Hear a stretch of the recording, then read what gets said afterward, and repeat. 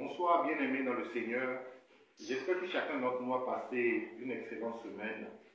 Je vous salue tous dans le précieux nom du Seigneur Jésus. Nous nous retrouvons encore ce soir pour partager la parole du Seigneur.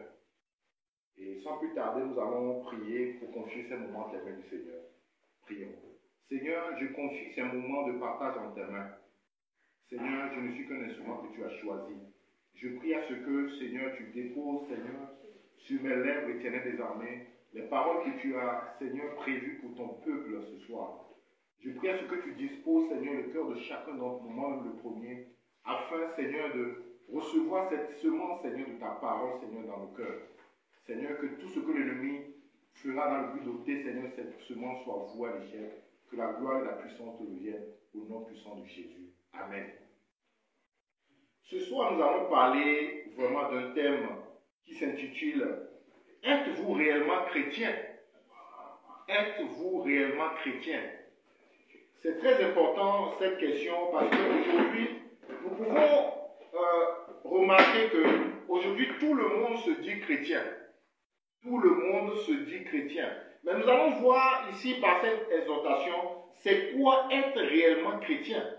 Et ma prière, c'est que tous ceux qui sont encore actuellement dans la confusion, qui pensent qu'ils sont chrétiens mais qu'ils ne le sont pas, qu'à la fin de cette exhortation, que ces personnes-là puissent tourner leur regard vers le Seigneur afin véritablement de pouvoir les accepter comme il se doit. Parce que, bien aimés, sans cela, nous n'allons pas hériter du royaume des cieux. Nous allons voir ici c'est quoi réellement un chrétien. Et j'aimerais dire ici que être chrétien n'a aucun rapport par rapport à une dénomination. Bien aimés, faisons très attention. Souvent, nous avons l'habitude de donner les dénominations, des types de religions qui existent pour dire que voilà, je suis chrétien de telle dénomination, chrétien de telle dénomination. Mais quand nous prenons la parole de Dieu ne parle nulle part d'une certaine dénomination. Bien aimés. Il n'y a aucune dénomination religieuse dans la parole de Dieu. Et nous allons voir même le mot chrétien, d'où vient le mot chrétien et pourquoi nous devons nous conformer à la parole de Dieu. Nous allons prendre le verset de Acte 11, verset 26. Acte 11, verset 26, si un de bien-aimés trouve qui peut nous lire. Acte 11, verset 26. Il est très important que nous puissions nous focaliser sur la parole de Dieu. Parce que c'est la parole de Dieu qui est le seul élément, la seule référence qui nous permet de pouvoir jauger, analyser les choses selon ce que Dieu veut. Si quelqu'un le trouve, Acte 11, verset 26. Acte 11, verset 26. Si quelqu'un trouve, la personne peut lire. Nous allons lire la parole de Dieu. Acte 11, verset 26, c'est écrit. Quand il leur trouvait, il l'amena à Antioche. Pendant toute une année, ils participèrent aux réunions de l'Église et ils enseignèrent beaucoup de personnes. C'est à Antioche que pour la première fois, les disciples furent appelés chrétiens. Amen. Ce verset nous dit que c'est à Antioche que pour la première fois, les disciples furent appelés chrétiens. Mais quand nous lisons les versets qui précèdent, nous allons voir qu'il donne des caractéristiques qui reflètent la nature de Christ. Le 24 nous dit, car c'était un homme de bien, plein d'esprit saint et de foi, et une foule assez nombreuse se joignit au Seigneur. Barnabas se rendit ensuite à Tarse pour chercher Saul, et l'ayant trouvé, il l'amena à Antioche. Pendant toute une année, ils se réunirent aux assemblées de l'Église et ils enseignaient beaucoup de personnes. Ce fut à Antioche que pour la première fois, les disciples furent appelés chrétiens. Bien aimé, le mot chrétien dans la Bible veut dire une et une seule chose, ça veut dire petit Christ. Ça veut dire que des personnes qui reflètent Christ. Et on nous dit ici que c'est à Antioche que pour la première fois, les disciples ont été appelés chrétiens. Bien aimé, c'est très important de noter cela. Ils ont été appelés chrétiens parce que on voyait en les disciples toute la nature de Christ. On voyait en ces disciples-là tout ce que Christ avait comme caractère et comportement. On voyait en ces disciples-là l'image de Christ. On ne les a pas appelés chrétiens à cause d'une dénomination, bien-aimés. Bien-aimés, voilà pourquoi nous avons choisi ce thème aujourd'hui. Êtes-vous réellement chrétien? Parce que c'est la base de toute chose. Si nous ne sommes pas chrétiens, tout ce qui concerne la parole de Dieu, bien-aimé, est réduit à zéro. Toutes les promesses que Dieu a faites, si nous ne sommes pas réellement chrétiens, bien-aimé, ces promesses-là ne seront pas accomplies dans nos vies, bien-aimés. Ce qui est triste aujourd'hui, c'est que tout le monde s'appelle chrétien, mais c'est faux. J'aimerais nous dire une chose. On n'est pas chrétien parce que nos parents le sont. Beaucoup de personnes aujourd'hui, parce que le parent est chrétien, ils se disent chrétiens. Non, bien-aimés. Ce n'est pas ici parce que les parents des disciples sont chrétiens qu'on les a appelés chrétiens, bien-aimés. Et donc toi qui m'écoutes, ce n'est pas parce que ton père et ta mère sont chrétiens que tu es automatiquement chrétien. Non. Ce n'est pas cela. Ce n'est pas parce que tes parents t'amènent souvent à l'église que tu es chrétien. Non. Ce n'est pas parce que à la maison, les parents vous parlent de Jésus que tu es chrétien. Non. Aujourd'hui, il y a certains pays où, quand les gens naissent, ils pensent qu'automatiquement ils sont chrétiens. Un pays comme les États-Unis, où on dit que la Constitution est basée sur la parole de Dieu, c'est des choses qui les trompent des fois. Ils pensent que, parce que le pays, la Constitution est basée sur la parole de Dieu, ils pensent qu'ils sont chrétiens. Non, bien aimé, ce n'est pas cela. On n'est pas chrétien parce qu'on part à l'église chaque jour, ou bien chaque dimanche. Bien aimé, non. On n'est pas chrétien parce qu'on est dans une dénomination. Non. On n'est pas chrétien parce qu'on est dans la même église qu'un grand pasteur qui est connu dans notre pays. Non. Toutes ces choses-là ne veulent pas dire qu'on est chrétien. Et aujourd'hui, malheureusement, c'est quoi? Il y a beaucoup de personnes qui se disent chrétiens. Et ces personnes-là, en fait, ne manifestent pas la nature de Christ. Ces personnes-là vivent dans des scandales au quotidien. Et les gens pensent que c'est un scandale qui est dans le milieu chrétien. Bien aimé, je suis désolé. Ce n'est pas cela. La plupart de ces personnes même ne connaissent même pas Jésus. Ces personnes-là, Jésus ne les a jamais connus. Mais ils pensent qu'ils sont chrétiens. Bien aimé, c'est très important. On n'est pas chrétien parce que on va à l'église chaque jour. On n'est pas chrétien non plus parce que lors d'une prédication, on a lancé l'appel pour tous ceux qui veulent accepter le Seigneur. Le jour là, on s'est approché, on a prié pour nous, et puis on se dit qu'on est chrétien. Non, bien aimé, ce n'est pas cela être chrétien. C'est vrai qu'on peut avoir une prédication qui parle de la nouvelle naissance, et que Dieu peut toucher le cœur de certains, et qu'ils répondent à l'appel d'un pasteur, mais bien aimé, ce n'est pas automatique. Non, ce n'est pas cela. Ce n'est pas parce que tu vas te dire dans ta tête qu'un jour, tu suivais une prédication, et que après cette prédication, on a fait l'appel comment l'appelle-t-on, à accepter Christ, et après j'ai fait cette prière, et puis je suis né de nouveau. Non, ce n'est pas cela, bien aimé. Vous savez quoi? Je me rappelle encore quand j'étais encore petit, il y a souvent pendant les périodes de Noël, ou bien les périodes des fêtes chrétiennes, des fêtes comme, comment l'appelle-t-on, la Pâque et autres, à la télé, souvent, on passait les films de Jésus. Je ne sais pas si vous avez déjà vu ça. Souvent, quand on passe les films de Jésus, à la fin du film de Jésus, il y a quelqu'un qui parle. Il y a un narrateur qui est là, qui parle à la fin du film de Jésus. Et qui dit que toi qui veux accepter Jésus, répète cette prière après moi. Vous savez, quand j'étais petit, à chaque fois que je suivais le film de Jésus, je répétais cette prière. Mais à l'époque, je n'étais pas né de nouveau.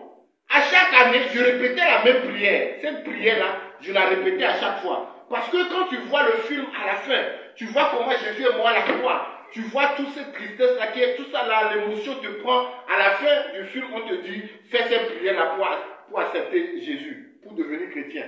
Bien aimé, on a fait cette prière pendant des années, mais on n'était pas chrétien, bien aimé. On n'était pas chrétien. Donc ce n'est pas parce que tu as suivi un film chrétien et qu'après on a fait l'appel à la prière pour que tu acceptes Jésus, après cette prière c'est fini, tu deviens chrétien. Non, bien aimé, ce n'est pas cela. Ce n'est pas parce que tu es en train de suivre une prédication un jour en ligne sur YouTube ou bien à la télé, et que à la fin de la prédication, vraiment tu as vu que vraiment ce dont on a parlé, c'est vrai, ça te ressemble, et qu'on a dit de faire la prière pour accepter Christ, tu as fait cette prière et tu penses que tu es chrétien. C'est faux. C'est faux, bien aimé. Ce n'est pas parce que tu es dans une commission à l'église que tu es chrétien. Non, bien aimé, beaucoup de personnes ont été piégées par cela. Parce qu'ils sont dans une commission à l'église, parce qu'ils servent ils disent qu'ils servent dans une commission à l'église, ils pensent qu'ils sont chrétiens. Bien aimé, c'est faux. C'est faux. D'ailleurs même, si vous êtes vraiment vrai avec vous-même, vous allez vous rendre compte qu'il y a quelque chose qui ne va pas dans votre vie. Vous êtes là, vous êtes dans la commission et autres, mais dans le secret, vous vivez dans un péché que vous n'arrivez pas à quitter. Et ça doit vous interpeller pour dire que, non, est-ce que je suis réellement chrétien, bien aimé? Parce que quelqu'un qui est chrétien, la nature de Christ est en cette personne. Et cette personne domine sur les péchés. Bien aimé, faites attention. Ce sont des choses par lesquelles nous sommes passés. Et quand nous avons compris, c'est notre devoir de pouvoir vous interpeller. Bien aimé, faites attention. Ce n'est pas parce que tu es responsable d'une commission que tu es chrétien. Non, bien aimé. Faites attention. Je vais même vous choquer. Vous savez quoi? Le Seigneur m'a fait la grâce de voir quelque chose qui vraiment m'avait troublé à l'époque. À l'époque, je me suis rendu compte qu'il y a même des personnes qui sont dans le noyau qui décide dans l'église.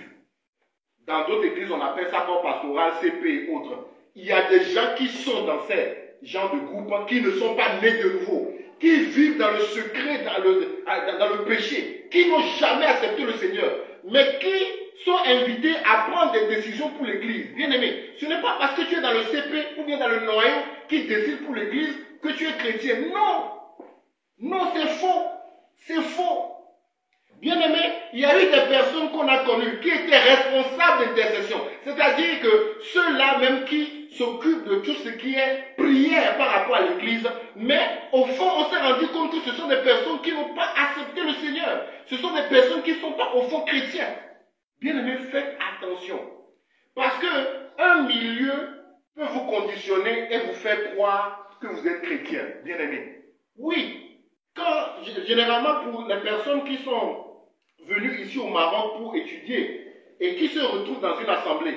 Bien aimé, tu es dans une assemblée et tu vois les frères et sœurs qui sont tes voisins d'appartement. Vous savez, ce sont des conditions qui peuvent te pousser à avoir une forme de piété. Pourquoi? Parce que tu ne peux pas commettre certains actes devant ces frères. Tu sais très bien que les frères là vont trouver ça bizarre. Donc, tu restes dans ce cadre-là et tu penses que tu es chrétien. Bien aimé, tu n'es pas chrétien. La preuve, combien de personnes ici étaient des responsables de commission à l'église ou dans l'assemblée ils étaient. Après, ils sont rentrés chez eux au pays. Quand on voit leur vie, c'est le jour et la nuit. Bien aimé, c'est comme si ces personnes-là, vraiment, ils n'ont jamais servi. Bien aimé, c'est simple. C'est juste parce qu'ils n'ont jamais connu le Seigneur. C'est juste parce qu'ils n'ont jamais été chrétiens. Mais on les a mis quelque part, on les a mis dans un moule, et ils ont commencé à se comporter comme les gens de là-bas. Bien aimé, faites très attention. Être responsable de commission ne veut pas dire que vous êtes chrétien. Désolé. Être dans une commission, en train de servir, ne veut pas dire qu'on est chrétien. Bien aimé, nous sommes tous passés par là. Il y a des activités chaque jour que vous allez faire et vous allez penser que vous êtes chrétien. Vous allez venir prier comme les autres. Ils vont faire des moments de jeûne. Vous allez faire des moments de jeûne comme eux. Il y a eu des retraites spirituelles. Vous allez participer aux retraites spirituelles. Et à un moment, vous allez penser que vous êtes chrétien, bien aimé. Mais il faut seulement que vous puissiez vous isoler et vous allez vous rendre compte que, vous n'avez jamais connu le Seigneur. Et même si vous êtes sérieux avec vous-même, vous allez voir que dans votre quotidien, vous allez voir qu'il y a encore certains péchés qui vous terrassent. Il y a encore certains péchés que vous n'arrivez pas à vaincre. Simplement parce que vous n'avez jamais connu le Seigneur. Bien aimé, faisons très attention. Ce n'est pas parce que tu es enfant de cœur que tu es chrétien. Non, je suis désolé. Ce n'est pas parce que tu es en griffe, tu chantes dans le groupe musical que tu es chrétien. Non, bien aimé. Non, c'est faux. C'est faux. J'ai connu des personnes qui se disent chantres. Ils ont chanté pendant des années, mais ils n'ont jamais accepté Jésus. Ils n'ont jamais accepté Jésus. Ils viennent à l'église comme les autres, ils chantent, ils suivent les répétitions, ils sont là, polis, tout ça. Mais au fond, ils n'ont jamais accepté Christ, bien aimé. Faisons très attention. Bien aimé, il y a beaucoup qui se disent chrétiens mais qui ne le sont pas. Et cette prédication que nous sommes en train de faire, ma prière c'est que chacun d'entre nous soit humble avec lui-même. Si tu vois que tu es là, tu pars à l'assemblée, mais quelque part tu vis toujours dans le péché. Il y a le péché qui te détient toujours esclave. Pose-toi la question. Crie vers l'Éternel, tu lui dis, ah, Seigneur, ce que tu dis dans ta parole n'est pas conforme à ce que je vis. Bien-aimé, ce n'est pas parce qu'un jour tu dormais, tu as vu une lumière dans ta chambre, une lumière et puis tu as entendu une voix, et soit disant que c'est Jésus que tu es né de nouveau. C'est faux! Bien-aimé, c'est faux. Je ne dis pas qu'on ne peut pas avoir ces genres d'expérience. Mais ces choses-là ne peuvent pas automatiquement nous dire que nous sommes chrétiens. Il y a des choses que nous allons voir tout à l'heure qui vont nous attester que nous sommes chrétiens. Oui, parce que le diable est capable aussi de se déguiser en ange de lumière. Bien-aimé, faisons très attention. Ce n'est pas parce que tu as fait une vision et puis c'est bon. Non, bien-aimé, faisons très attention. Faisons très attention. Ce n'est pas ça qui montre que nous sommes chrétiens. Bien-aimé, il y a beaucoup d'exemples que je peux citer. Ce n'est pas parce que tu es pasteur que tu es chrétien. Non. Non. Il y a plusieurs exemples de soi-disant pasteurs qui, après, se sont rendus compte que vraiment, ils n'ont jamais accepté le Seigneur. Oui, ça va choquer beaucoup, mais c'est vrai. Aujourd'hui, il y a beaucoup de soi-disant pasteurs. On entend des standards qui sont là. En fait, ce ne sont pas des personnes qui ont accepté Jésus, bien-aimé. Parce que la parole de Dieu nous montre quels sont les fruits qui accompagneront ceux qui ont accepté véritablement Jésus, bien-aimé. Et je le rappelle encore, dans Acte 11, verset 26, c'est la première fois qu'on a dit qui sont les chrétiens. On n'a pas dit ici catholique, on n'a pas dit protestant, on n'a pas appelé de dénomination. On a dit ici, c'est la première fois qu'on les appelle chrétiens. Pourquoi? Parce qu'ils reflétaient la nature de Christ. Donc ce n'est pas la dénomination qui fait de toi un chrétien, bien-aimé. Non, quand on parle de chrétien, ce n'est pas une histoire de dénomination. Je suis au temple de tel, je suis à l'église sainte, truc. Non, ce n'est pas ça, bien-aimé. Et d'ailleurs, quand la parole de Dieu nous dit qui sont ceux qui accéderont au royaume des cieux, jamais le Seigneur a fait mention d'une dénomination dans sa parole. Jamais. Ce sont les humains qui donnent les dénominations, bien-aimés. Jamais le Seigneur a fait allusion à une dénomination. Voilà pourquoi, bien-aimés, il est très important que nous puissions nous réexaminer. Nous puissions nous réexaminer pour savoir si réellement nous sommes nés de nouveau, si réellement nous sommes des chrétiens.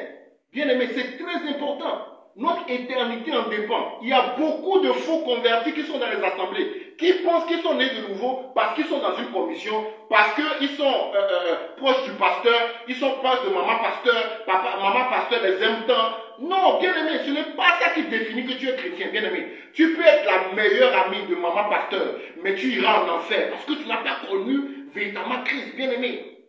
Faisons très attention. Ce n'est pas parce que tu pries chaque jour que tu es chrétien. Non, nous allons voir tout à l'heure quelles sont les caractéristiques qui définissent un chrétien. Malheureusement, aujourd'hui, tout le monde se dit chrétien. Tout le monde dit qu'il est chrétien. Non, bien-aimé. Non. Non. Et ce qui est triste, c'est qu'ils ajoutent même des noms. Ah, moi je suis chrétien pratiquant, ou je suis chrétien non pratiquant. Oh, bien-aimé. Ça n'a aucun sens. Jamais on a vu dans la parole de Dieu pratiquant ou non pratiquant. Non. Bien-aimé, nous devons faire très attention. Il y a beaucoup trop de faux convertis aujourd'hui dans les assemblées et qui pensent qu'ils ont connu le Seigneur. Bien-aimé, comme je le disais, il peut arriver que tu sois dans le corps pastoral, le CP, le noyau même qui décide dans l'assemblée, mais tu n'as pas connu Jésus. Il peut arriver ça. Il peut arriver. Parce que tu as franchi les étapes. Tu es ce frère-là peut-être qui est serviable, qui est à l'écoute des autres. On te met là-bas. Bien-aimé, faisons très attention. Faisons très attention. Combien de personnes ont été mis comme responsables d'une commission? Mais après, quand on voit leur vie, c'est le jour et la nuit. Parce qu'ils étaient responsables, ils essayaient de se mettre dans le cocon du responsable. Oui, mais après, quand ils rentrent au pays, c'est scandale. Parce qu'ils n'ont jamais accepté Christ. Mais comme ils sont quelque part, bien aimé, l'homme, Dieu a créé l'homme à pouvoir s'adapter à tout. Bien aimé. Dieu a créé l'homme pour que l'homme puisse être ce genre-là qui s'adapte à tout. L'homme, tu l'enlèves de quelque part. Il faisait chaud, tu l'amènes là où il fait froid. Après quelques temps, tu vas voir qu'il va s'habituer à ça. Il va s'adapter à ça. Donc quand vous prenez quelqu'un et que vous le mettez à un peu de responsabilité, bien aimé, il va s'adapter à ça. Il va rester là. C'est comme quand tu prends un voleur. Quand tu prends un voleur et puis c'est à lui que tu confies la caisse. Pendant un moment, il devient celui-là qui est responsable, qui gère bien la caisse. Mais un moment où tu laisses la caisse de côté, tu dis que non, ce n'est plus lui. Sa nature va revenir. Bien aimé, c'est très important que nous puissions nous réexaminer. Êtes-vous réellement chrétien? Bien aimé, toi qui me suis, es-tu réellement chrétien? Nous allons voir tout à l'heure les choses qui montrent que nous sommes réellement chrétiens. Bien aimé. On va lire Jean 3, versets 1 à 6. Jean 3, versets 1 à 6. Avant de parler, on ne peut pas parler de chrétien et sans parler de la nouvelle naissance. Jean 3, verset 1 à 6. Mais il y eut un homme d'entre les pharisiens nommé Nicodème, un chef des Juifs, qui vint lui auprès de Jésus de nuit et lui dit, Rabbi, nous savons que tu es un docteur venu de Dieu, car personne ne peut faire ces miracles que tu fais si Dieu n'est pas avec lui. Jésus lui répondit, en vérité, je te le dis, si un homme est né de nouveau, il ne peut voir le royaume de Dieu. Nicodème lui dit, comment un homme peut-il naître quand il est vieux? Peut-il entrer dans le sein de sa maman et naître? Jésus répondit, en vérité, je te le dis, si un homme est né d'eau et d'esprit, il ne peut entrer dans le royaume de Dieu. Ce qui est né de la chair est chair, et ce qui est né de l'esprit est esprit. Amen. Donc, je disais tantôt qu'on ne peut pas parler d'être chrétien sans parler de la nouvelle naissance. Mais, vous savez quoi? Je vais peut-être choquer beaucoup. En fait, malheureusement, ces versets-là ne nous permettent pas de savoir si quelqu'un est réellement chrétien. Vous savez pourquoi? Parce que même aujourd'hui, il y a beaucoup de faux convertis qui maîtrisent ces versets et qui sont capables de te dire que oui, moi je suis né de nouveau, je suis né de l'eau et de l'esprit, mais qui n'ont pas réellement connu Christ. Bien aimé, même les faux convertis maîtrisent bien ce verset. Donc, ce verset-là n'est pas vraiment ce qui va nous permettre de juger réellement si quelqu'un est de nouveau. Mais c'est bien quand même de voir ici, c'est quoi véritablement la nouvelle naissance. Ici, Jésus dit ici, Jésus lui répondit 3. En vérité, je le dis, si un homme le naît de nouveau, il ne peut voir le royaume de Dieu. Bien aimé, nous voyons ici que chrétien, c'est celui-là qui est né de nouveau. Et Christ était en train de parler ici de quelque chose de spirituel. Mais malheureusement, Nicodème n'avait pas compris ça spirituellement parlant. Il se dit, mais comment un homme peut encore rentrer dans le sein de sa mère pour renaître? Ce n'est pas possible. En fait, Christ est en train de nous dire ici ce que déjà les prédécesseurs ont parlé. Nos bien-aimés ont déjà parlé de la nouvelle naissance. Je ne vais pas trop tarder là-dessus. Bien-aimés, chacun d'entre nous sommes nés de la chair. Et vous savez, nous tous, nous avons hérité le péché d'Adam et Ève. Et tant que nous sommes nés seulement de cette chair, nous sommes sous la puissance du diable, nous sommes sous la puissance des ténèbres. Ça veut dire que nous n'avons pas la capacité de dominer sur le péché. Voilà pourquoi chacun d'entre nous doit naître de nouveau. Et c'est une renaissance qui est maintenant spirituelle. Pourquoi? Parce que l'esprit qui était en nous, c'est un esprit qui était déjà corrompu. On a parlé, les prédécesseurs ont parlé du vieil homme. Et voilà pourquoi, maintenant, quand nous disons que nous naissons de nouveau, c'est cet esprit-là qui est régénéré. Cet esprit-là, Jésus ne change pas le Saint-Esprit. Ce qui fait que maintenant, nous allons vivre, non plus conduits par notre esprit d'avant, qui est crucifié à la croix, mais à travers le Saint-Esprit. Voilà pourquoi il dit ici, le 6, ce qui est né de la chair est chair, ce qui est né de l'esprit est esprit. Donc quand nous naissons de nouveau, maintenant, c'est Jésus qui nous donne maintenant cet Esprit Saint et notre esprit est régénéré. Voilà, ça fait que nous n'avons plus les caractères d'avant. Les caractères que nous héritons avant de nos parents et autres, nous n'avons plus ce caractère. Pourquoi? Parce que nous ne sommes plus nés de la chair. Nous sommes nés maintenant de l'esprit. Maintenant, ce qui est triste, c'est que tous les faux convertis vont te dire que oui, ils sont nés de nouveau. Ils vont même te donner le verset de Jean 3. ils vont te dire ça, que oui, ils sont nés maintenant ils comprennent même que le Saint-Esprit a été communiqué à nous, l'ancien esprit a été cloué à la croix. Ils connaissent tout ça. Mais, qu'est-ce qui va nous permettre de savoir si on est réellement né de nouveau, bien-aimés? On va lire ici Matthieu 7, verset 15 à 20. Matthieu 7, verset 15 à 20.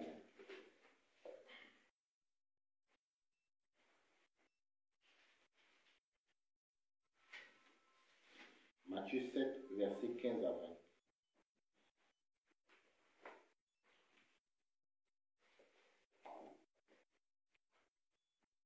Matthieu 7, verset 15 à 20. Matthieu 7, verset 15. Gardez-vous des faux prophètes. Ils viennent à vous en vêtements de brebis, mais au-dedans, ce sont des loups ravisseurs. Vous les reconnaîtrez à leurs fruits. Cueille-t-on des raisins sur les épines, ou des figues sur les chardons? Tout bon arbre porte de bons fruits, mais le mauvais arbre porte de mauvais fruits. Un bon arbre ne peut porter de mauvais fruits, ou un mauvais arbre porter de bons fruits. Amen. Bien-aimé, il faut savoir une chose. Et j'ai envie que vraiment beaucoup puissent se réexaminer. Quand nous disons, parce que quand nous donnons le verset de Jean 3, verset 1 à 6, il y a beaucoup de personnes qui se disent que oui, ils sont nés de nouveau. Ce sont juste des récitations qu'ils donnent. Parce qu'ils ont suivi des prédications, ils ont vu que, ah ouais, être né de nouveau, c'est ça. Mais bien aimé, nous ne devons pas nous baser seulement sur ça. Parce que ici, quand nous disons que nous sommes nés de nouveau, il faut savoir que, étant nés de nouveau, nous ne sommes plus ce que nous étions avant. Et la chose qui va permettre à ce qu'on puisse détecter que nous sommes réellement nés de nouveau, c'est la semence qui nous a été donnée. La nouvelle semence qui nous a été donnée, cette semence-là aura comme conséquence que nous donnions de bons fruits. C'est ce qu'on nous dit ici. On dit, gardez-vous des faux prophètes. En même temps aussi, gardez-vous des faux convertis. Qu'est-ce qui permet de savoir que quelqu'un est un faux converti? Le verset 7 nous dit que nous allons le reconnaître à leur fruit. Bien-aimé, c'est à travers le fruit que nous allons le reconnaître. Bien-aimé, ce n'est pas possible qu'un manguier puisse donner l'orange. Ce n'est pas possible. La nature elle-même nous enseigne. Ce n'est pas possible que quelqu'un qui dit qu'il est né de nouveau, qu'il est maintenant né de l'esprit, qu'on le retrouve en train de faire les œuvres de la chair, qu'on le retrouve en train de demeurer dans les œuvres de la chair, bien-aimé. C'est en cela que nous verrons que la personne est chrétienne. Bien-aimé, toi qui m'écoutes, examine-toi. Parce que tu ne peux pas dire que tu es né maintenant de l'esprit et que tu demeures encore dans les œuvres de la chair, bien-aimé. Tu ne peux pas dire que tu es né de l'esprit et que tu demeures encore dans le mensonge, que tu demeures encore dans la masturbation, que tu demeures encore dans la pornographie, que tu demeures encore dans l'impudicité, que tu demeures encore dans le concubinage. Ce n'est pas possible, bien-aimé. Ce n'est pas possible que le manguier puisse donner l'orange. Voilà pourquoi nous devons nous examiner à la lumière de la parole de Dieu. La parole de Dieu nous dit ici, vous les reconnaîtrez à leurs fruits. Cueille-t-on des raisins sur des épines ou des figues sur des charbons, tout bon arbre produit de bons fruits.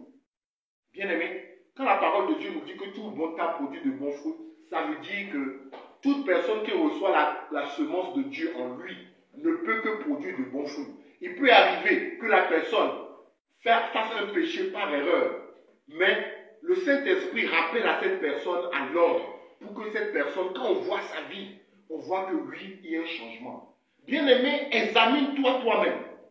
Examine-toi toi-même. Dans le secret, tu sais les genres de péchés auxquels tu es encore esclave. Ce n'est pas possible que tu sois né de nouveau et que tu sois encore esclave de la boisson. Ce n'est pas possible que tu sois né de nouveau et que tu sois encore esclave du sexe. Bien-aimé, ce n'est pas possible. Parce que tu as reçu la nature de Dieu en toi. Cette nature te fait dominer sur tout cela, bien-aimé. Voilà pourquoi nous devons nous poser des questions. Si tu vois que tu es encore esclave de ces choses, tu dois te poser des questions. Tu dois aller vers Dieu, lui demander vêtements si tu as reçu cette semence. Parce que la parole de Dieu est claire. On le reconnaîtra à leur fruit. Tu ne peux pas recevoir la semence de Dieu en toi et se comporter encore comme les gens du monde. Nous allons lire 2 Corinthiens 5, verset 17. 2 Corinthiens 5, verset 17.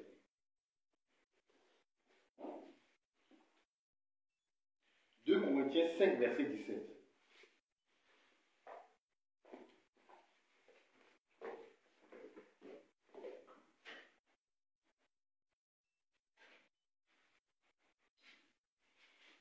Donc tout à l'heure, on a dit qu'on doit nous reconnaître à notre fruit. On dit tout mauvais arbre produit de mauvais fruits. Ça veut dire que, en fait, la mauvaise semence que nous avions avant, quand nous étions nés de la chair, c'est elle qui fait que nous commettons certains péchés, que nous sommes esclaves de tous ces péchés et que nous demeurons dans ces péchés. Mais maintenant que nous sommes nés de nouveau, que nous recevons la semence maintenant de Christ à travers son Esprit Saint, nous devons produire que des bons fruits. Oui, si quelqu'un peut lire 2 Corinthiens 5, verset 17. 2 Corinthiens 5, verset 17 est écrit: si quelqu'un est en Christ, il est une nouvelle créature. Les choses anciennes sont passées, voici, toutes choses sont devenues nouvelles. Amen. Bien-aimé, la parole de Dieu le dit. Si quelqu'un est en Christ, il est une nouvelle créature. Pourquoi? Parce que la personne a été née de nouveau. On dit les choses anciennes sont passées, voici toutes choses sont devenues nouvelles. Bien-aimé, si tu dis que tu es chrétien et que tes voisins, tous tes amis te trouvent comme avant, bien-aimé, tu n'es pas né de nouveau. Je suis désolé. Parce que la parole de Dieu dit ici que les choses anciennes sont passées, toutes choses sont devenues nouvelles. Ça veut dire que tes amis, toutes tes personnes, tes parents doivent remarquer quand même que la vie que tu mènes actuellement est contradictoire à la vie que tu avais avant. Bien-aimé. Parce que tu as reçu une nouvelle semence et cette nouvelle semence fait que tu es devenu une nouvelle créature. La Bible déclare que les choses anciennes sont passées. Voici, toutes choses sont devenues nouvelles. Donc ça veut dire que, bien-aimé, si tu dis que tu es chrétien, alors qu'avant, on te reconnaissait en tant que menteur, actuellement, on te voit en tant que menteur toujours, bien-aimé, tu n'es pas né de nouveau. Tu n'es pas chrétien. Si, avant d'être chrétien, tu allais souvent dans le bois de nuit, tu dis que tu es chrétien, et on te retrouve encore dans le bois de nuit, bien-aimé, tu n'es pas chrétien. Pourquoi? Parce que les bons arbres produisent de bons fruits. Tu ne peux pas dire que tu vivais avant en concubinage, et que tu es devenu chrétien, tu as reçu la semence du Saint-Esprit, et que tu vis encore dans le concubinage. Bien aimé, tu n'es pas chrétien. C'est simple. Pourquoi? Parce que tu ne produis pas le fruit que doit produire un chrétien. Bien aimé, c'est clair. Il ne s'agit pas de dire dans la bouche que je suis de nouveau. Il ne s'agit pas de dire que je maîtrise le verset de Jean 3, versets 1 à 6. Non. Bien aimé. Un chrétien ne peut pas vivre dans le concubinage, ce n'est pas possible. Le Saint-Esprit va le déranger et il va faire chambre à part avec la personne avec qui il était bien aimé. Mais si tu dis que tu es chrétien, que tu vis dans le concubinage, bien aimé, ce n'est pas possible. Ce n'est pas possible. Le Saint-Esprit ne peut jamais te laisser tranquille. Le Saint-Esprit va te tourmenter jusqu'à ce que tu laisses.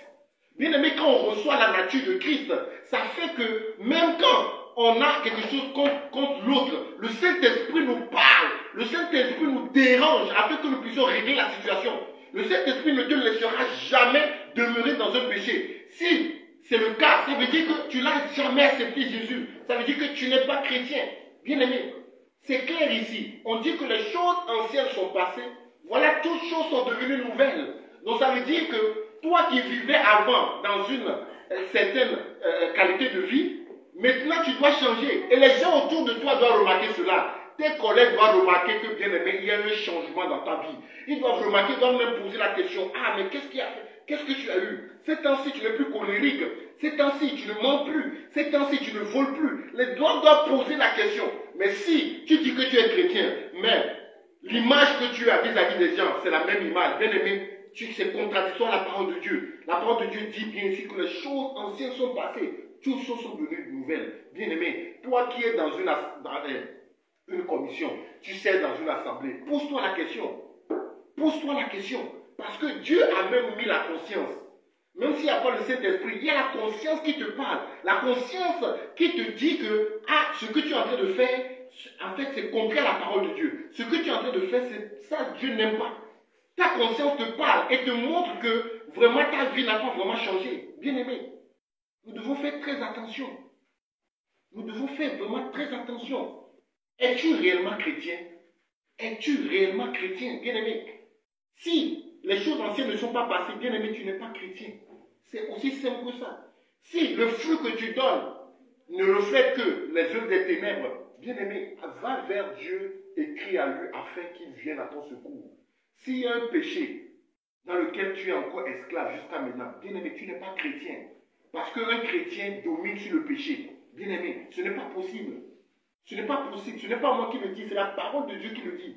Donc si tu te dis chrétien, tu penses être chrétien, mais tu vois que tu es encore esclave d'un péché, bien-aimé, fléchis genoux, crie à Dieu, afin qu'il te donne réellement la semence. C'est très important. Aujourd'hui, nous avons trop de faux convertis dans les assemblées. Trop de personnes qui pensent être converties, mais ils ne le sont pas. Trop de personnes qui pensent que parce qu'ils sont amis du pasteur, ils sont chrétiens. Non. Ce n'est pas parce que tu es ami du pasteur, le pasteur te rend souvent visite, ou bien vient manger chez toi que tu es chrétien. Non. Ce n'est pas cela. Tu es chrétien parce que tu as reçu la semence de Christ en toi. Tu es chrétien parce que cette semence-là fait que tu es une nouvelle créature. Bien aimé, c'est très important. Nous allons lire 2 Pierre 1, verset 3. 2 Pierre 1, verset 3, pour comprendre que, en fait, vivre dans la sainteté, ce n'est que la conséquence d'être chrétien. Ce n'est pas par nos efforts que nous vivons dans la sainteté. Bien aimé, si tu cherches chaque jour à vivre par tes propres forces dans la sainteté, c'est que tu n'es pas chrétien. Parce qu'un chrétien reçoit la semence de Dieu en lui et il n'a pas besoin de faire des efforts pour marcher en conformité à la parole de Dieu. Non, c'est naturel. Pourquoi? Parce que tu as reçu une autre semence en toi, tu as reçu une autre nature. On va lire 2 Pierre 1, verset 3. Sa divine puissance nous a donné tout ce qui contribue à la vie et à la piété. Amen. Au moyen de la connaissance de celui qui nous a appelés par sa propre gloire et sa vertu. Amen. Ça, la divine puissance de Christ nous a donné tout ce qui contribue à la vie et la piété. Ça veut dire que quand nous naissons de nouveau, quand nous disons que nous sommes chrétiens, Dieu a déjà donné, a mis en nous tout ce qui nous permettra de vivre selon la piété. Ce n'est pas par les efforts que nous allons vivre selon la piété. Non. Mais par le Saint-Esprit, Jésus même nous équipe à pouvoir marcher selon la piété. Donc si tu remarques que tu n'arrives pas à vivre par la piété, si tu remarques que pour toi c'est des efforts vraiment pour vivre dans la piété, bien aimé, sache que tu n'es pas chrétien, tu n'es pas né de nouveau.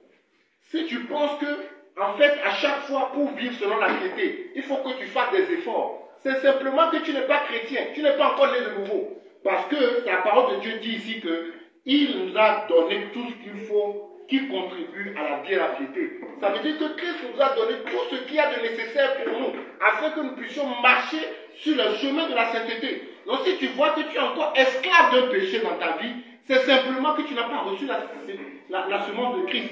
Et si c'est le cas, fléchis genoux, cherche la face de Dieu pour que tu reviennes dans le droit chemin, bien-aimé. Bien-aimé, c'est très important.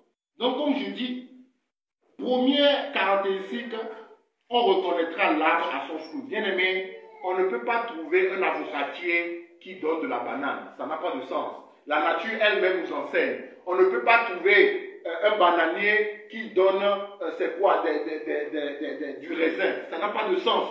Donc si nous disons que nous avons reçu la semence de Christ, si nous disons que nous sommes chrétiens, nous devons naturellement manifester la nature de Christ. Nous devons naturellement marcher selon ce que Christ a dit. Mais si nous sommes encore esclaves de quelque chose, nous n'avons pas accepté Christ.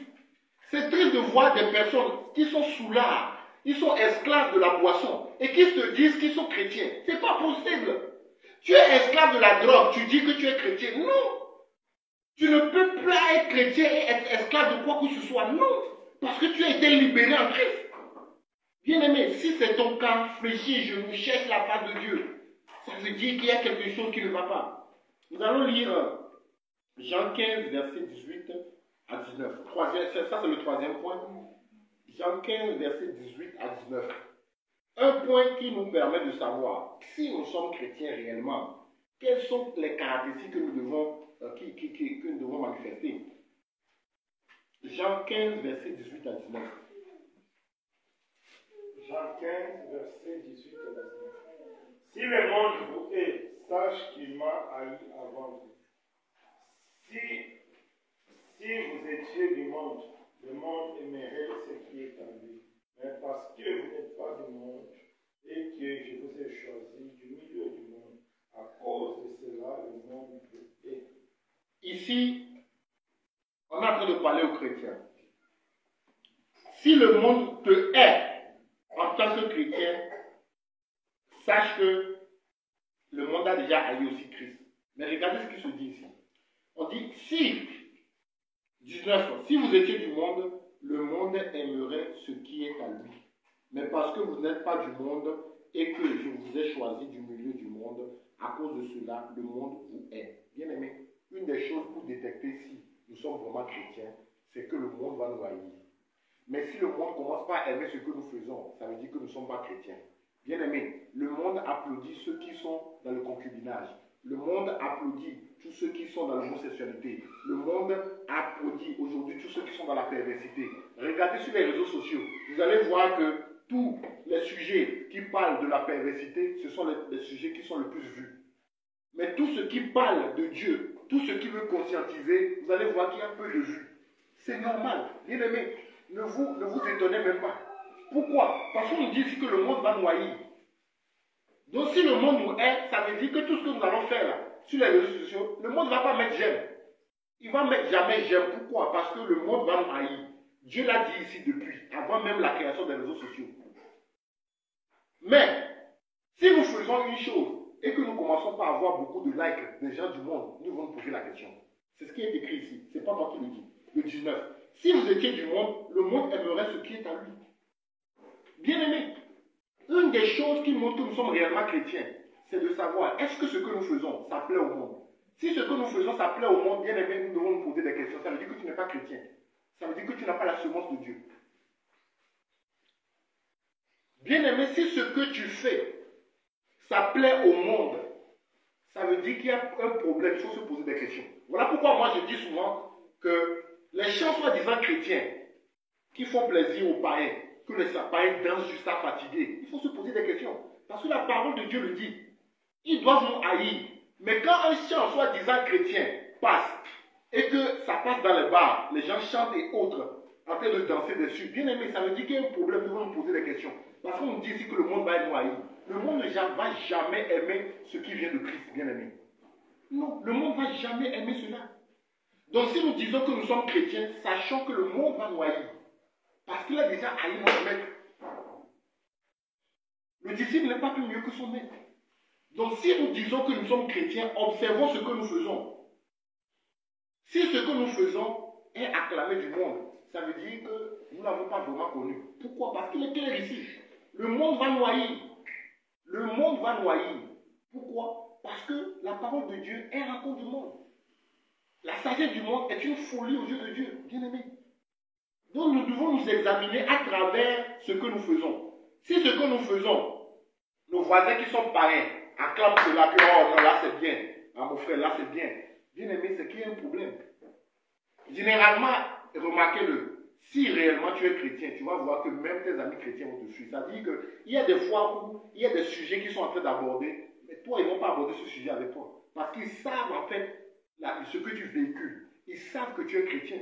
Bien aimé, même au niveau du travail, il y a des choses que, des fois, des collègues ne peuvent pas t'approcher pour te dire. Parce qu'ils savent en fait ta vision. Ils savent ta façon de réfléchir. Et ils vont te contourner pour cela. C'est ça, bien aimé. Mais s'ils trouvent du plaisir à venir te parler de ces choses, s'ils trouvent du plaisir à t'acclamer pour ce que tu fais, ça veut dire qu'il y a un problème. Ça veut dire que tu es en train de faire quelque chose qui est du monde. Et donc là, la semence de Dieu n'est pas en toi, bien aimé. Oui. C'est triste aujourd'hui de voir beaucoup qui se disent chrétiens, mais qui ont un attachement pour le monde. Ils ont un attachement profond pour les choses du monde, bien aimé. Ils sont dans les choses du monde, bien aimé. Les mêmes choses que les païens font, bien aimé. Dieu nous a donné la nouvelle nature pour nous détacher davantage du monde. Pourquoi? Parce que notre vieille nature était sous l'esclave du monde, de la pensée du monde, bien aimé. Et Dieu nous donne la nouvelle nature. C'est pour que nous soyons dépendants maintenant de lui. Cette nouvelle nature n'a plus rien de charnel, bien aimé. Et donc, si nous disons que nous sommes nés de nouveau, nous sommes chrétiens, mais nous sommes encore attachés aux choses du monde, ça veut dire qu'il y a un problème. Nous aimons les choses du monde. Bien aimé, il y a un problème. Nous devons nous réexaminer. C'est très important. Nous allons voir le quatrième point. Nous ne pouvons pas dire que nous sommes chrétiens toujours, mais que nous aimons la façon de agir du monde. On va prendre 1 Jean 2, versets 15 à 16. 1 Jean 2.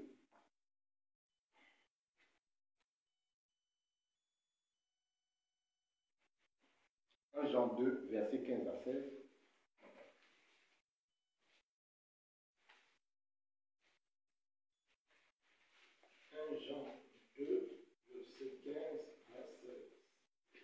N'aimez point le monde ni les choses qui sont dans le monde. Si quelqu'un aime le monde, l'amour du Père n'est point en lui.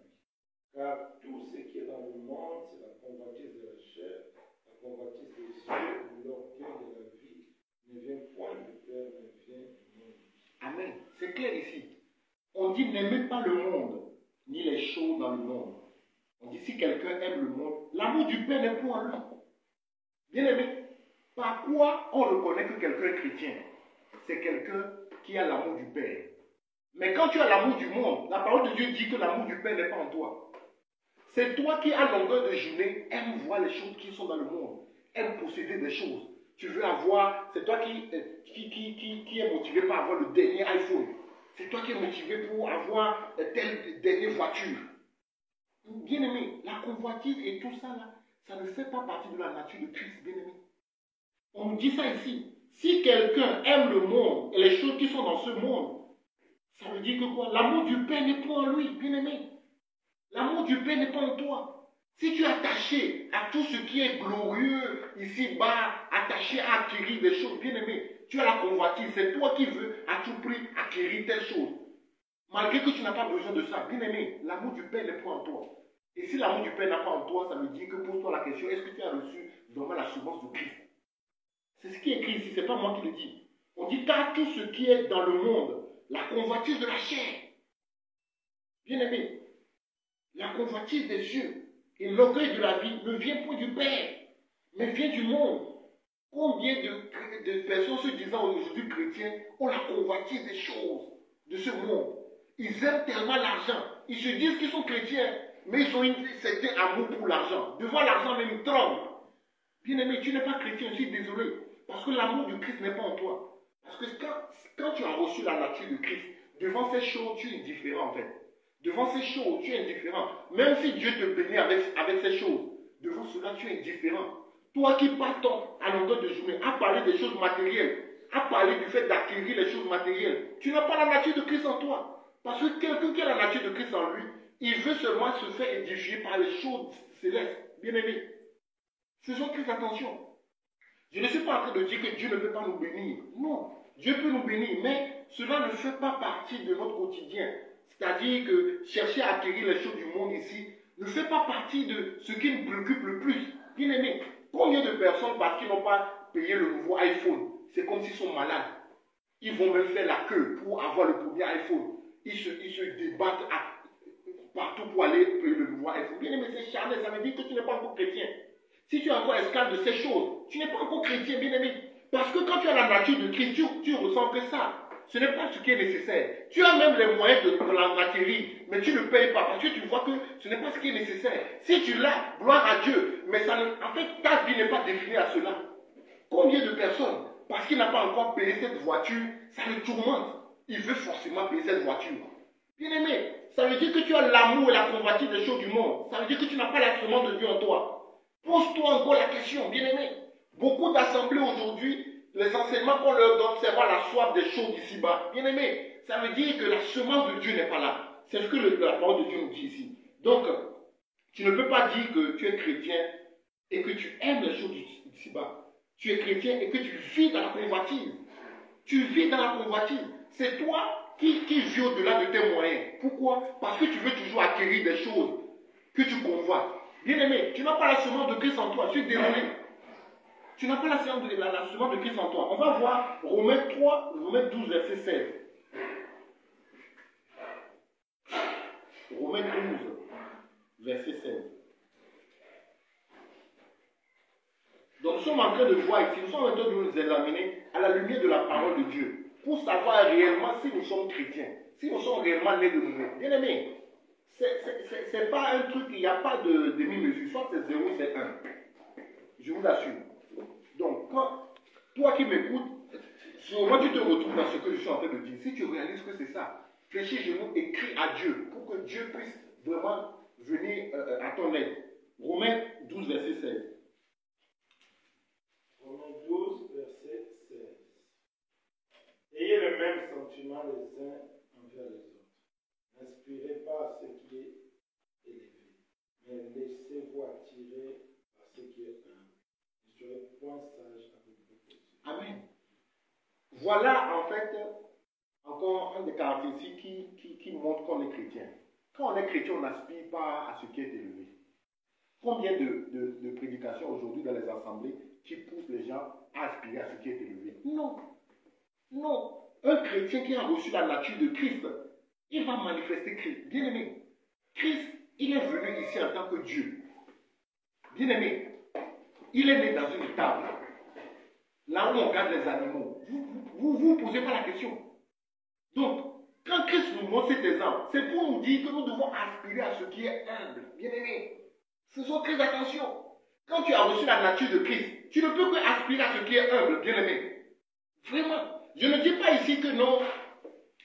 Il faut se dire, il faut rester, il faut comment l'appelle-t-on, chercher à être pauvre, ne pas être. Non, je ne dis pas de ça. Non, non, non, non. Ça, ce sont des faux discours.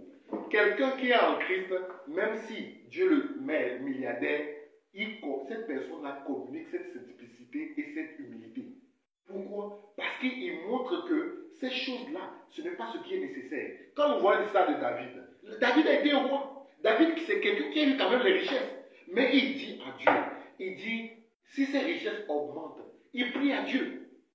De Dieu, que Dieu lui fasse grâce de ne pas attacher son cœur. Pourquoi? Parce qu'il a reçu la semence de Dieu en lui. Voilà pourquoi il dit que Dieu lui fasse grâce de ne pas attacher son cœur à ses richesses. Bien aimé, parce qu'il a reçu la nature de Christ, ça va le pousser à être humble. Mais si tu n'as pas reçu la nature de Christ, tu vas vouloir montrer à tout le monde que ouais, c'est toi qui possèdes. Oui, c'est ce qu'on voit aujourd'hui avec ces soi-disant pasteurs qui exhibent tout ce qu'ils ont. Pourquoi? Parce qu'ils n'ont pas la nature de Christ en eux. S'ils avaient la nature de Christ en eux, Christ qui est venu ici en tant que Dieu, bien aimé, Christ, c'était roi. Il est venu ici-bas, mais il n'a rien montré de glorieux. Bien aimé, la parole déclare qu'il n'avait rien pour attirer le regard. Mais il avait toutes ces richesses en lui, mais il restait humble. Bien aimé, quand nous avons reçu la nature de Christ, personne ne va nous parler. Nous allons manifester naturellement cela. Nous allons manifester naturellement l'humilité. Bien aimé, nous allons manifester cela. Tous ceux-là qui aujourd'hui se disent chrétiens, mais qui cherchent à exhiber tout ce qu'ils ont comme matériel. Bien aimé, c'est triste. Ça veut dire qu'il y a quelque chose qui ne va pas. Pose-toi la question, si tu as reçu la nature de Christ, combien de prédications aujourd'hui, soi-disant prédications, qui poussent les gens à aspirer à ce qui est élevé? Bien aimé, faisons très attention. Ça ne reflète pas la nature de Christ. Ça ne reflète pas la nature de Christ. On va lire cinquième point, Philippiens 1, verset 6.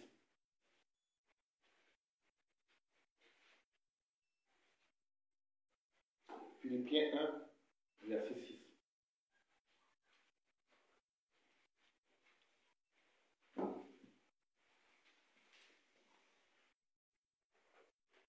Philippiens 1, verset 6.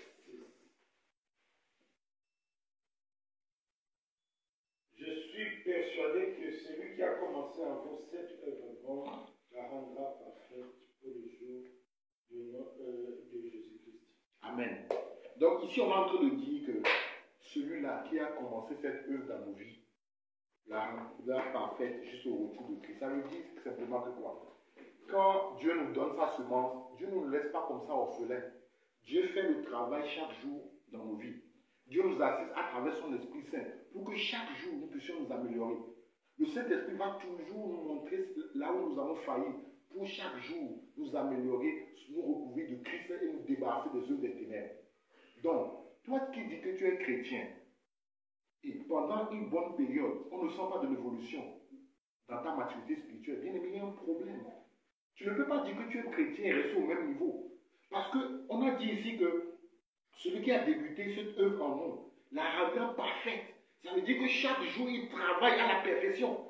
Donc, quand tu es chrétien, quand tu as reçu véritablement la nature de Christ, Dieu va chaque jour te parfaire. Dieu va chaque jour permettre à ce que tu te débarrasses de certaines œuvres des ténèbres. C'est ainsi que nous avons expérimenté cela. Tu te rends compte qu'une chose, auparavant, qui est facilement que tu pouvais faire, aujourd'hui tu as le contrôle sur ces choses. Parce que Dieu fait un travail quotidiennement dans ta vie. Donc si tu dis que tu es chrétien, mais on remarque que tu es là, au même niveau. On remarque que tu es toujours, en fait tu as toujours les mêmes défis. Tu as toujours les mêmes péchés qui te fatiguent. Mais pose-toi la question. Pose-toi la question. Parce que celui-là qui a commencé cette œuvre dans nos vies, la rendra parfaite. C'est-à-dire que chaque jour, il travaille pour améliorer, pour qu'on aille à la perfection. Mais si toi, tu es là, on remarque seulement une régression. On remarque que tu es là, tu n'avances pas. Bien aimé, il faut te poser des questions. Est-ce que tu es réellement converti? C'est très important. C'est très important. Nous allons voir Hébreux 12, verset 24. Hébreux 12, verset 24. C'est le 6e point qui parle de la sanctification. Hébreux 12, verset 24.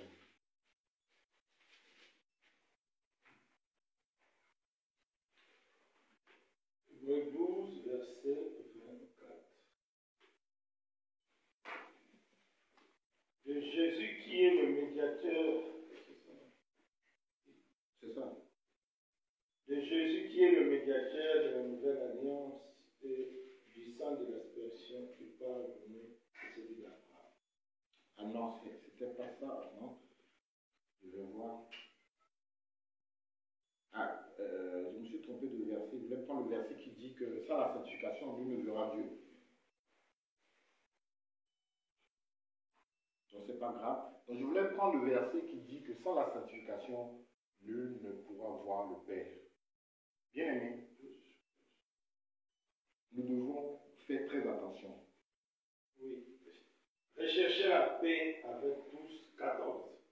Ok. Hébreux 12, verset 14. Recherchez la paix avec tous et la sanctification, sans laquelle personne ne verra. Voilà, recherchez la paix avec tous et la sanctification sans laquelle personne ne verra le Seigneur. On nous dit ici que sans la sanctification, personne ne peut voir le Seigneur. Et la sanctification, c'est le fait de se mettre à part pour Dieu. Et on ne peut pas parler de sanctification quand on n'a pas reçu la nature de Christ. Bien aimé, vous savez, nous-mêmes on a fait cette expérience. C'est-à-dire qu'au départ, quand on n'avait pas encore accepté le Seigneur, tout message de sanctification nous irritait. Quand tu n'as pas le Saint-Esprit, quand tu entends le message de la sanctification, ça va t'irriter. Quand on te dit que tu es dans le péché, ça va t'irriter. Mais tu vas te rendre compte que si tu reçois Christ dans ta vie, bien aimé, en fait, tu vas même chercher à écouter les messages de sanctification. Pourquoi? Parce que tu as maintenant la nature de Christ. Et quand tu reçois la nature de Christ, les prédications ne vont pas t'énerver. Tu ne vas pas prendre une prédication comme quelque chose qui te vise. Pourquoi? Parce que le Saint-Esprit met cette humilité en toi qui te pousse à te repentir. Mais quand tu n'as pas accepté Christ, tu sais, toute prédication va t'irriter. À chaque fois qu'on va te parler, ça va t'irriter. Pourquoi? Parce que c'est en train de parler à ta chair, à ta vieille nature pour dire que tu es dans un péché. Répands-toi. Répands-toi pour venir dans le droit chemin. Mais quand tu reçois le Seigneur Jésus, ce qui est merveilleux, c'est que quand tu écoutes une prédication et que cette prédication te montre dans ta vie que tu es en erreur, bien aimé, il y a même une joie dans le cœur. Parce que le Saint-Esprit nous montre que tu vois ça. J'aimerais que tu corriges. Et nous allons nous-mêmes courir à la repentance et demander à Dieu de nous fortifier pour changer de caractère. Bien aimé. C'est très important. Sans la sanctification, nous ne pouvons pas voir le Père. Bien aimé, si tu es né réellement de nouveau, quand on va te dire que tu es dans le concubinage et qu'il faut quitter, bien aimé, ça ne va pas t'irriter. Ça ne va pas t'irriter parce qu'au fond de toi, le Saint-Esprit même va te parler pour te dire que non, cette situation dans laquelle tu es, elle n'est pas bonne. Je suis passé par tel frère pour te parler afin que tu puisses quitter. Mais quand ça t'irrite, ça veut dire que tu n'es pas chrétien, bien aimé. Si ça t'énerve, ça veut dire que tu n'as pas encore reçu le Seigneur. Parce que Quand on a le Saint-Esprit et que le Seigneur nous éclaire sur quelque chose, on a la joie de pouvoir mettre cela en pratique pour passer encore de perfection en perfection. Voilà pourquoi tu vas te remarquer que c'est parce que tu n'es pas né de nouveau. Tu vas dans ce péché de l'impudicité, tu vas demeurer là-dedans. À chaque fois, tu vas demander pardon, tu tombes encore. Tu demandes pardon, tu tombes encore. Tu es esclave de cela. Parce que tu n'as pas reçu la nature de Christ. C'est aussi simple que ça. Ou bien le mensonge.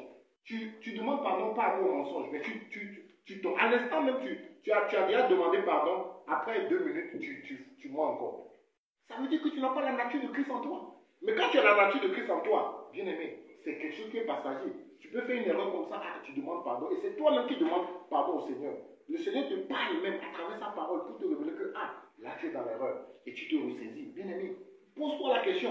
Si le message de la sanctification te pose problème, ça t'irrite, ça veut dire qu'il y a un problème qui est là. Si on te parle de quelque chose qui est de la parole de Dieu, au lieu que ça te pousse à pouvoir te mettre en conformité avec la parole de Dieu, ça t'irrite. Ça veut dire que tu n'as pas reçu la semence. Parce que la semence te permettra de pouvoir corriger la chose, te poussera à la repentance. Bien aimé, faisons très attention.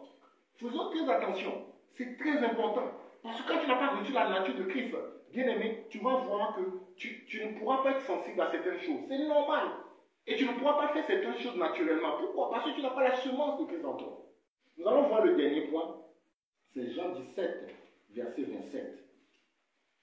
Dernier point, il y a tellement de points, mais là nous avons vu seulement 7 points. Dernier point, c'est qu'un véritable chrétien, quand il écoute la voix du Seigneur, il cherche à se conformer à sa parole. Jean 10, verset 27. Jean 10, verset 27. Les brebis entendent ma voix, je les connais et elles me suivent. Bien-aimé, regardez ce que la parole de Dieu dit. Il dit, mes brebis entendent ma voix, je les connais et elles me suivent. En fait, le dernier point que je veux dire, c'est quoi? Il y a beaucoup de personnes qui se disent qu'ils sont chrétiens. Ok. Maintenant, il arrive que ces personnes-là, en fait, vivent en désobéissance à la parole de Dieu. Et Dieu amène un frère pour leur expliquer que, bien aimé, voilà ce qui est écrit. Actuellement, tu n'es pas en train de vivre conformément à la parole de Dieu. Mais, quand tu es faux chrétien, qu'est-ce que tu dis? Tu reçois, tu dis que oui, c'est vrai, la parole de Dieu dit, mais moi, actuellement, je ne suis pas encore prêt à me conformer à ça. Moi, Dieu même me connaît, Dieu même me comprend. Au moment opportun, je vais me conformer à cette parole. Bien aimé, ça veut dire que tu n'as pas connu Christ. Parce que généralement, quand tu connais Christ, quand Dieu passe par quelqu'un, ou bien par sa parole, pour te montrer que tu n'es pas dans le droit chemin, bien aimé, il y a une forme d'humilité qui nous inonde et qui nous pousse à maintenant chercher à se conformer à sa parole. Bien aimé. Mais si tu reçois la parole de Dieu qui est claire, tu vois très bien que tu es en erreur. Mais malgré ça, tu fermes les yeux, tu dis Dieu comprendra. En tout cas, je vais continuer d'abord dans ma situation et après, je vais voir si je peux marcher selon ce que Dieu dit. Bien aimé, ça veut dire que tu n'as pas reçu la semence de Christ. Parce que le Saint-Esprit ne te laissera jamais en paix si il t'éclaire. Il nous arrive toujours, nous tous, ça nous est arrivé, où nous n'avions pas été éclairés par quelque chose. Et Dieu passe par sa parole pour nous montrer maintenant que, cette façon de faire, tu étais dans l'erreur. Et quand Dieu nous montre cela, ça nous pousse directement à la repentance et ça nous pousse vraiment à marcher selon ce que Dieu dit. Mais si toi, on te montre clairement la parole comme ça, et tu reconnais même que c'est vrai, selon la parole de Dieu, mais tu demeures là-dedans, bien aimé, ça veut dire que tu n'as pas reçu la semence. Je suis désolé. Je suis désolé, tu n'as pas reçu la semence. Parce que si tu as reçu la semence, bien aimé, tu seras inondé par une certaine humilité qui va te pousser à dire, fléchir, je nous dis, Seigneur, aide-moi à sortir de cela. Tu vis dans le concubinage. On te montre très bien que, voilà, selon ce verset-là, ce n'est pas bon que tu sois dans le concubinage. Tu dis, oui, je comprends, je vois, c'est vrai, mais moi, je n'ai pas encore la force de pouvoir faire cela. Quand Dieu va me comprendre, au moment opportun, je vais le faire. Bien aimé, c'est que tu n'as pas reçu la semence. On a vu tout à l'heure qu'il t'a mis tout en nous qui contribue à la piété. Donc si tu n'arrives pas à le faire, c'est simplement que tu n'as pas reçu la semence. C'est simplement que tu n'es pas chrétien. Oui, Tu es esclave aujourd'hui de la pornographie. On te dit que, ah, frère, là tu es dans la pornographie. Il faut que tu arrêtes ça. Mais, malgré ça, tu dis que, ah bon, j'ai compris, hein, mais là, vraiment, excusez-moi, je ne peux pas changer maintenant. Dieu même me comprend. C'est que tu n'es pas chrétien. C'est aussi simple que ça. Ne nous trompons pas, bien-aimés. Soit nous avons la semence de Dieu ou on ne l'avons pas. Quand tu as la semence de Dieu, on voit le fruit. C'est automatique.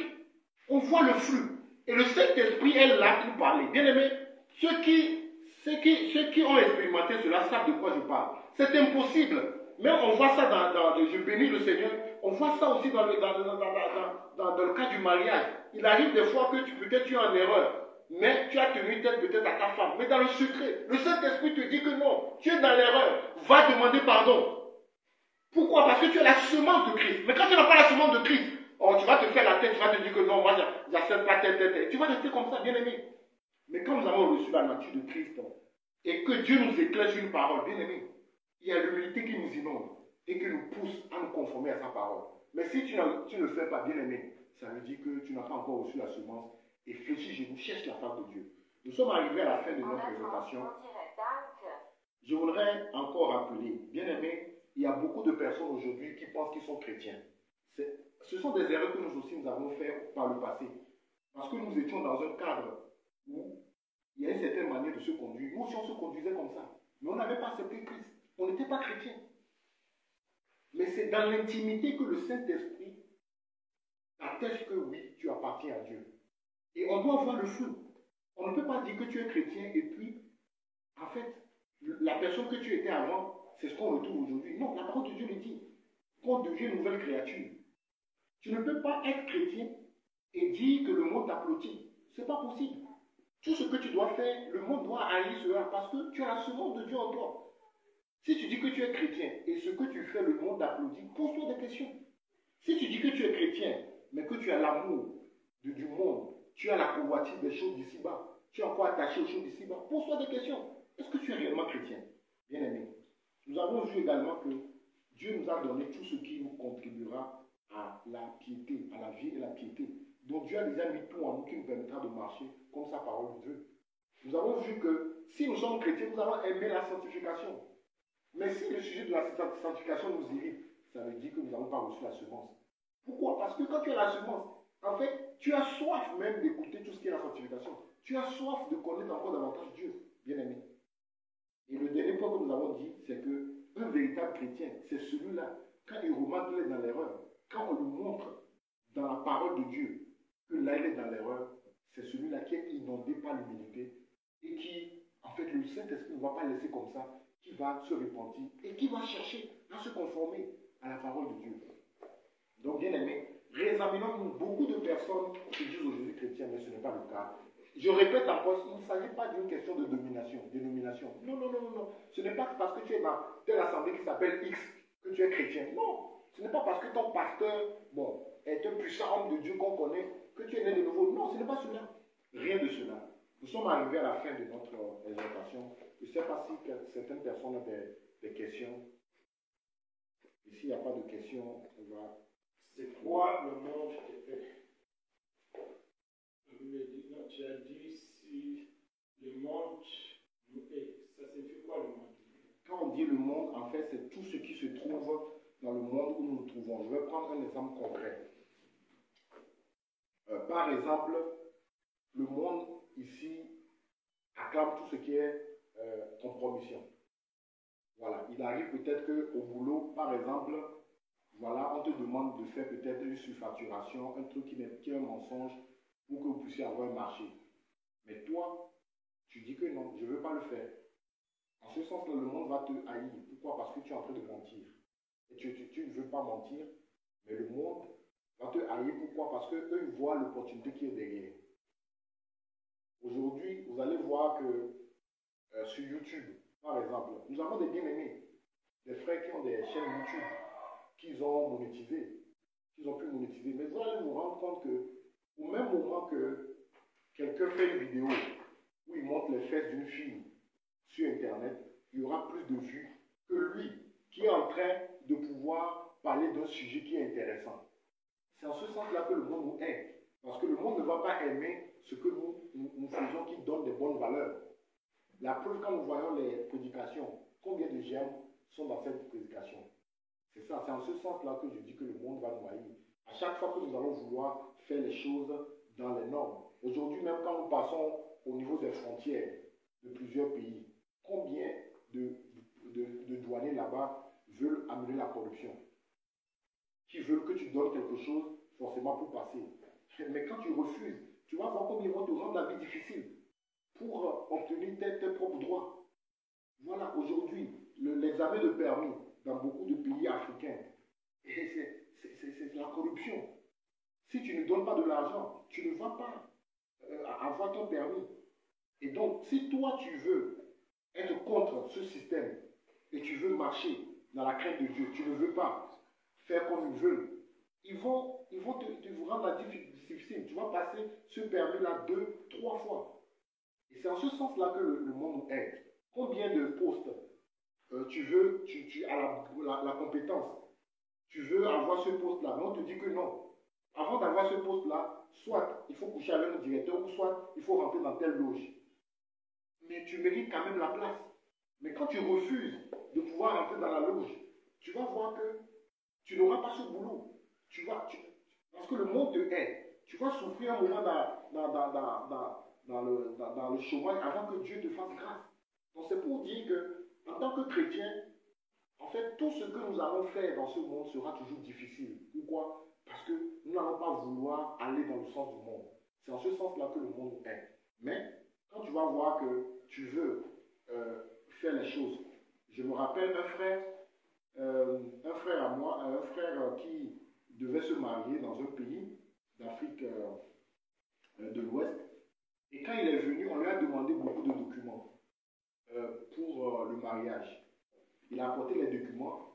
Et ce qui s'est passé, que c'est le jour J du mariage, le frère, on lui a posé la question, est-ce que tu signes pour la polygamie ou bien pour la monogamie? Le frère a dit que non, il signe pour la monogamie. On dit, ah, là si tu signes pour la monogamie, il reste un dernier papier que tu dois ajouter.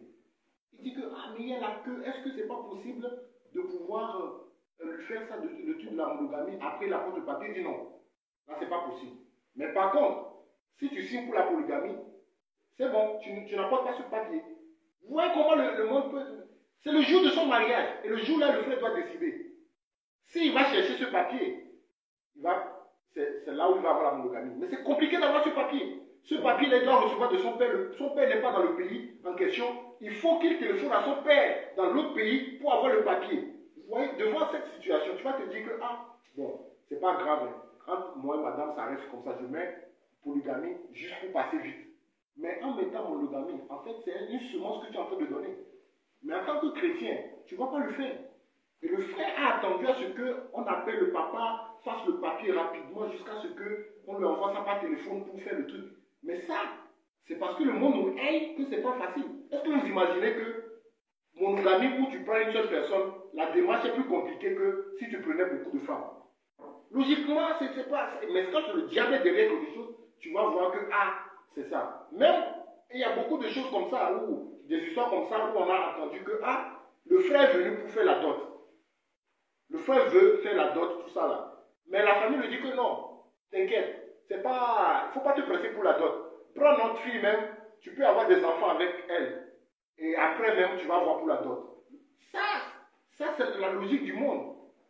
Est-ce que vous voyez? Et le monde va nous combattre en ce sens que, à chaque fois que nous voulons faire des choses dans la légalité, vous allez voir, il y a beaucoup de pays aujourd'hui, quand la personne dit qu'elle veut légaliser la situation, honorer les parents, se marier, c'est fini.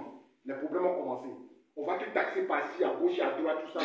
Mais si tu dis que tu vas vivre dans le concubinat, tu vas faire même beaucoup d'enfants avec, on s'en fout même. Tu peux même vivre comme ça jusqu'à mourir, même si tu ne maries pas la fille, c'est pas grave. Mais dès que tu dis que tu veux légaliser la situation, bien aimé, commence les problèmes alors. Vous allez voir même que c'est la famille même qui va te combattre. Pourquoi? Parce que le monde nous hait et le monde va nous combattre toujours. Ça, c'est des exemples que je peux donner. Je ne sais pas s'il y a d'autres questions. Donc, bien aimé, c'est vraiment une question primordiale parce que notre éternité en dépend. Je rappelle, ce n'est pas parce que tu vas dans une dénomination que tu es chrétien. Ce n'est pas parce que tu as foi de cœur que tu es chrétien. Ce n'est pas parce que tu es le neveu d'un prêtre que tu es chrétien, ou bien parce que souvent à la maison vous priez avec les parents que tu es chrétien. Non, ce n'est pas parce que ton père est pasteur que tu es chrétien. Non, ce n'est pas cela. Ce n'est pas parce qu'on t'a fait appel lors d'une prédication pour qu'on prie pour toi que tu es chrétien. Non, bien aimé, tout ça là, ce n'est pas ça. On est chrétien quand on est réellement né de nouveau. Nous avons vu tout à l'heure quels sont les fruits qui doivent nous accompagner quand nous sommes nés de nouveau. Nous allons prier. Seigneur, béni sois-tu pour, Seigneur, ce message merveilleux que tu nous donnes. Nous bénissons ton nom pour la grâce que tu nous fais encore, Seigneur, de pouvoir écouter cette parole, Seigneur. Je prie, Seigneur, pour tous ceux-là, Seigneur, qui nous ont écoutés. Seigneur, que véritablement, toi, tu connais leur vie dans l'intimité. Seigneur, oh, ils savent eux-mêmes, Seigneur, si réellement ils t'ont connu ou pas. Par tout ce que nous venons de dire, ils se retrouvent dans beaucoup de choses où ils voient que ça ne correspond pas à la vie d'un chrétien. Je prie à ce que tu touches leur cœur, tu les amènes, Seigneur, à la repentance. Qu'ils, Seigneur, se retournent vers toi. Parce que c'est toi, Seigneur, qui m'a amené de vouloir le faire, qui crie à toi, afin que toi-même, Seigneur, tu puisses te révéler à eux, afin qu'ils puissent changer de chemin, que la gloire et la puissance te reviennent, au nom puissant de Jésus. Amen.